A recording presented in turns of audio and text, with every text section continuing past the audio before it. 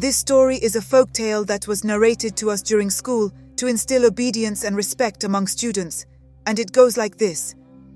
In a certain village, there lived a young girl named Omwana, who was obsessed with beads and jewelry of any kind.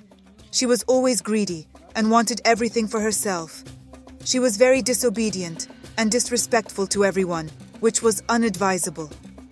In that village, there was an evil festival held every year where young and unmarried women were forbidden from going outside.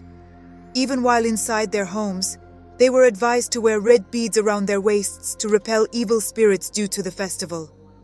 Omwana's mother bought red beads for her and her 2 sisters. Omwana was asked to pick just 1 bead out of the 3 beads. At first, she picked one but kept looking at her sister's beads. Shortly, she changed her mind and picked a different bead. Her mother and sisters became frustrated and asked her to make up her mind and pick one instead of making a choice. This got Omwana angry, and she walked away. Later that night, when everyone had gone to sleep, Omwana stole her sister's beads and hid them in her wrapper, then went to sleep. The next day, her sisters began to look for their beads. Omwana pretended to have also lost her own bead. She joined them in the search, acting sorrowful and bitter for losing her bead. Their mother decided to calm the situation by assuring them that they would be safe even without their beads, as long as they stayed indoors. But her girls wore gloomy faces, unhappy about losing such precious beads. In order to make them happy again, their mother decided to get another set of beads for them all. Their mother warned them again to stay in the house and never step out until her return from the neighboring village. She also warned them not to open the door or answer anyone who called them because the days were dangerous for young girls. Omwana and her sisters agreed, nodding their heads in approval. But as soon as their mother left, Omwana couldn't wait to go outside to show off the beads. She was disobedient and didn't believe her mother's words, even when she nodded her head in understanding. She took everyone's words for granted and did only what pleased her. All she wanted was to show off her beads to other young girls. Her sisters warned her not to leave the house, but she called them all sorts of names and claimed that their mother only wanted to scare them. Omwana left the house, and as soon as she got outside, she finally wore the stolen beads on her waist and excitedly ran off to the village park. On getting to the park, she noticed that no one was outside. The entire village was quiet, and she had no one to show her beads. She felt disappointed as she returned home.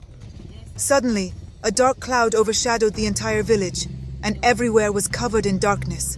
Omwana was frightened. She began to shiver in fear, unable to see a single thing as she turned in circles, crying for help. In the distance, all of a sudden, she saw a beautiful woman decorated in the most luxurious and shiniest jewelry. Omwana was immediately overtaken by the shiny golds and diamonds. Despite her fears, she called out to the unknown woman for help. The woman kept walking without looking back. Omwana was already enticed by the beautiful beads, and she began to follow the woman, calling for her help, and also wanting to become friends with her because of the jewelry. Omwana continued to follow the strange woman until they reached a hut, and finally, the woman turned to her with a smile. Omwana was happy that the woman seemed to welcome her and couldn't wait to get her hands on the woman's luxuries. The woman offered Omwana a seat in her hut and told her to wait while she prepared food. It was a questionable gesture, but Omwana was blinded by the sparkling diamonds and greed. She nodded as the woman went away, then started looking around the hut, her eyes dancing across the space until she noticed a large box. She cautiously walked to the box and opened it. She gasped as she saw thousands of luxurious beads, the most beautiful she had ever seen. Omwana wanted all the jewelry, but it was impossible to carry the large box. So she decided to take as many as she could carry, then quietly moved out of the hut and began to run towards her home. Meanwhile, the stranger woman came out with a bowl of food.